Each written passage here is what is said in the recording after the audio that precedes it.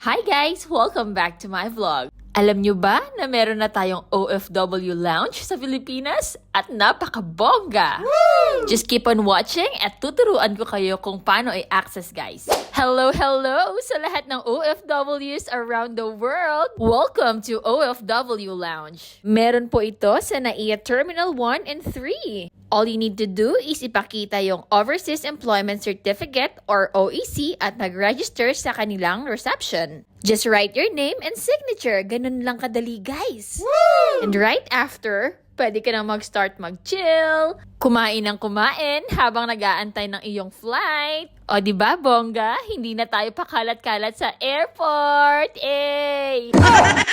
In fairness, masarap ang kanilang siomay dito guys ha. At ang kanilang mga tinapays. With S kasi maraming choices. Hindi tinipid guys. Woo! So sa mga hindi pa nakaka-experience, i-experience nyo na. Ganun lang.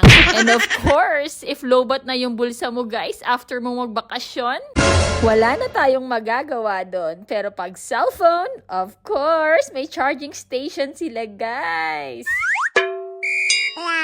May unlimited coffee din sila at mga drinks. So just relax and enjoy kasi alam natin after nito lalaban na naman tayo kabayan. Woo! Sa lahat ng OFW sa buong mundo, lalo na yung mga nanay at tatay na malayo sa kanilang mga anak, saludo ako sa inyo.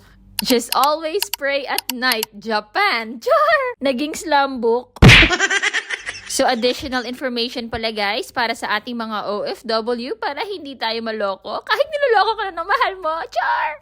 Alright, so that's it. So, please don't forget to like and follow my page, Tating V, and I'll see you in the next one. Bye!